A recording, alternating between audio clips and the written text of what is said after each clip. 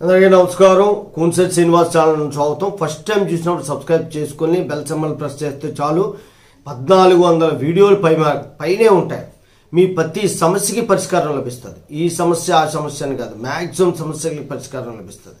ప్రతి సమస్యకి సంబంధించిన 100కు పైగా వీడియోలు ఉంటాయి. ఎందుకంటే అన్ని వీడియోలు పెట్టడం జరిగింది మన ఛానల్లో. కాబట్టి మీరు ఛానల్లో వీడియోలు కానీ పరిశీలించితే మీ సమస్యకి ఖచ్చితమైన పరిష్కారాలు అనేటువంటిది లభిస్తుంది. ఈరోజు ముఖ్యాంశం ఏంటంటే చట్టాలు అనేవి కొత్తవి సవరణలు చేసుకోవడమే కాకుండా కొత్త చట్టాలను తయారు చేసుకోవాలి.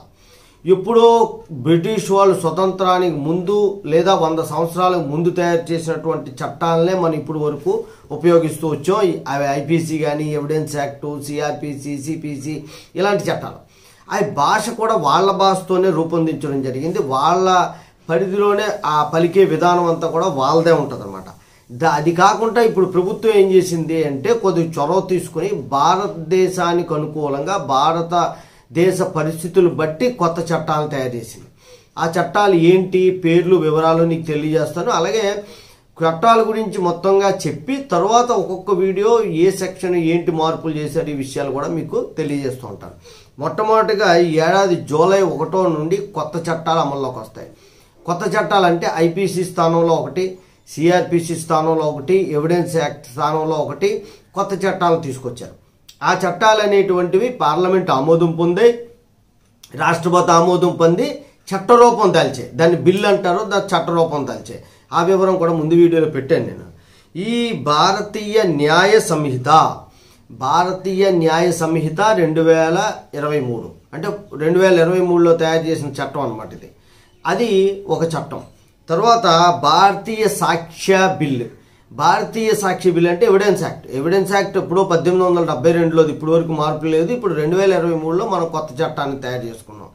భారతీయ నాగరిక సురక్ష సంహిత ఇది 2023. అంటే ఈ 3 చట్టాలు 2023లోవే. 1862లో ఒకటి, 1873లో ఒకటి అలా తయారు చేశారు.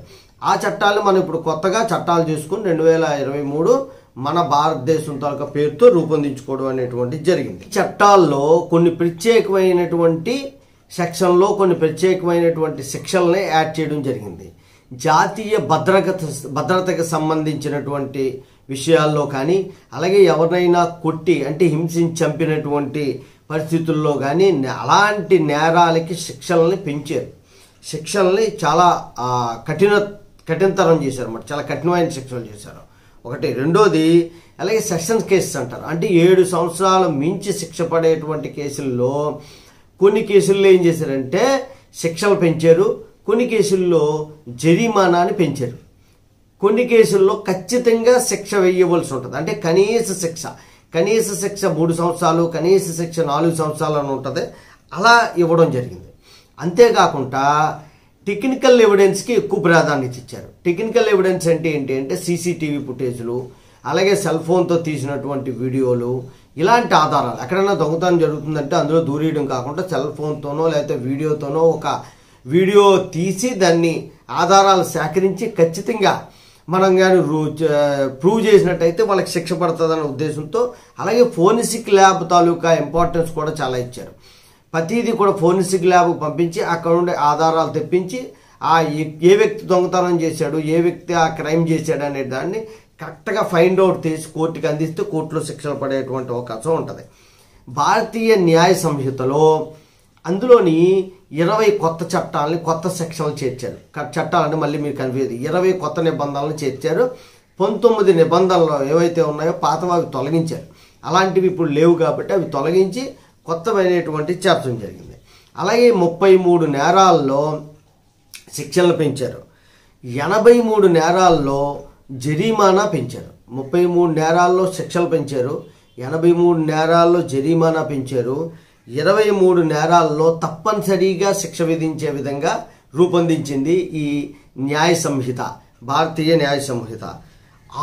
అలాగే కొన్ని శిక్షలు ఏం చేశారంటే కొన్ని సెక్షన్లు పెట్టి సామాజిక సేవ చేసేటువంటి విధానాన్ని కూడా తీసుకొచ్చారు. ఇప్పుడు వరకు హైకోర్టులు, సుప్రీంకోర్టులు చాలా నేను వీడియోలు పెట్టాను. ఎలా అంటే మీరు ఈ తప్పు చేశారు కాబట్టి చిన్న చిన్న తప్పులకి ఐఏఎస్ ఆఫీసర్లకి ఐపీఎస్లకు కూడా ఇలాంటి శిక్షలు అనేటువంటివి విధించారు. ఏమనంటే మీరు వెళ్ళి స్కూల్లోని హాస్టల్లో ఒక 4 రోజులు పనిచేయండి, ఆ పిల్లలకేమో వండి పెట్టండి, లేకపోతే అవన్నీ శుభ్రం చేయండి బాత్రూంలు అనేటువంటి ఆదేశాలు హైకోర్టులు ఇచ్చాయి. అలాంటి శిక్షల్ని ఆథరైజర్గా చట్టంలో చేర్చారన్నమాట ఐపీసీలో. దాన్నే మనం భారతీయ న్యాయ సంహిత అంటాము. ఇది ఈసారి ఆ పదాలు గుర్తుపెట్టుకోవడం మానేసి భారతీయ న్యాయ సంహిత అని గుర్తుపెట్టుకుంటే మంచిదన్నమాట. ఇలాంటివి ఇంపార్టెంట్ విషయాలన్నీ కూడా అంటే ఇప్పుడు ఐపీసీ అంతా ఒక్కసారి చెప్పేయండి అంటే ఐపీసీ ఒక్కసారి చెప్పినా అర్థం కాదు, నేను కూడా చెప్పలేను. ఎందుకంటే కొత్తగా వచ్చిన చట్టాలు కాబట్టి ఇంకా మాకు కూడా బాగా చదవలేదు, ఇంకా మాకు కూడా అర్థం కాలేదు.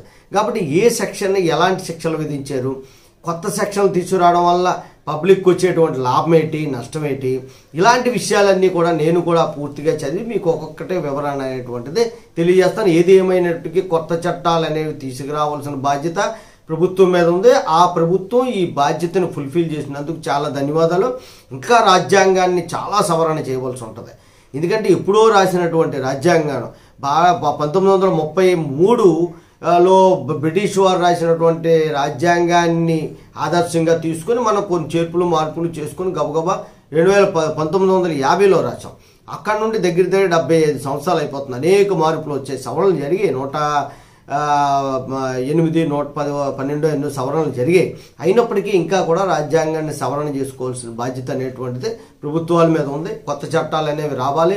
టెక్నాలజీ పరంగా జరిగే మోసాలపై కూడా చాలా కఠిన చర్యలు తీసుకోవాలి.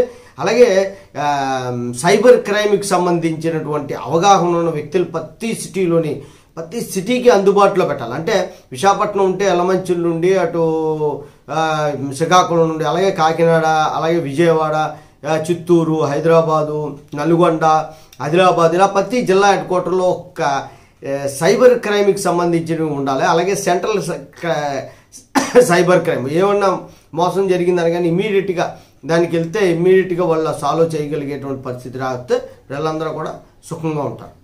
జై హింద్, భారత మాతా కీ జై.